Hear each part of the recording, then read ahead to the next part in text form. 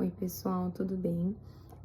Eu vim passar para vocês algumas informações em relação a essa polêmica toda que está acontecendo em relação ao Pix.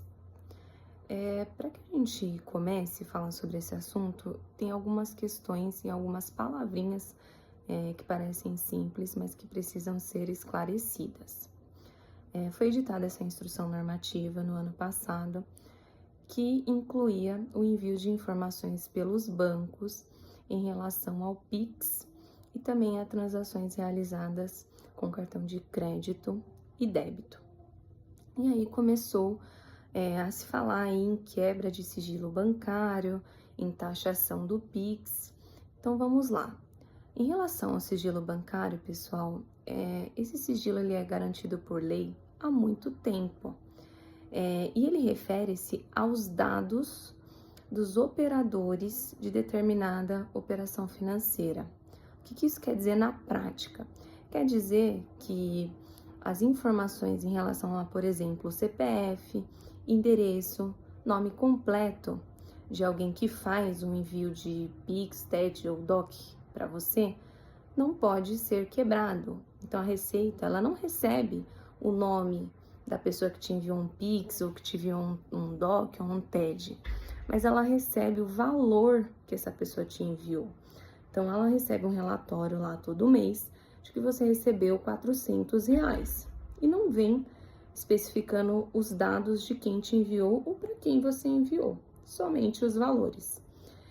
Essas informações continuam e continuariam protegidas com o advento dessa IN, até porque isso é uma lei e ela não poderia ser alterada por uma instrução normativa. Porém, o que a Receita queria era receber informações em relação aos valores que você estava recebendo, tá? E isso continua valendo. Já vamos falar sobre isso já já. Em relação à gratuidade do Pix, ela também permaneceria com essa IN. Por quê? Imposto não poderia ser, um imposto, né, sobre o Pix não poderia ser criado por uma instrução normativa.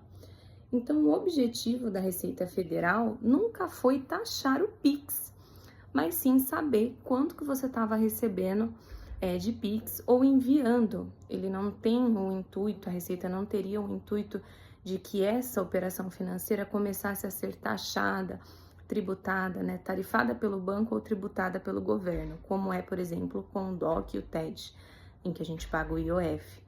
Então, esse também não era o objetivo.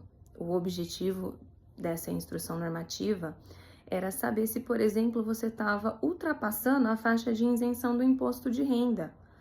E isso, para que isso ocorra, o Pix não precisa ser taxado. Basta que você ultrapasse, né, ali anualmente, a faixa de isenção do imposto de renda. Por conta de toda essa polêmica, essa instrução normativa foi revogada e o governo agora vai editar uma MP garantindo a gratuidade do Pix e também o sigilo bancário. E isso não vai mudar nada na prática.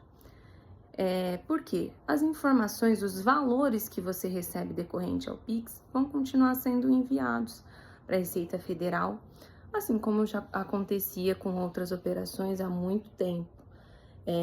E se você ultrapassar aquela faixa de isenção do imposto de renda anualmente e esses valores configurarem rendimento, você vai ter que pagar o imposto de renda. Porque o que está sendo tributado, se isso acontecer, não é o Pix, e sim os seus rendimentos dentro daquele ano.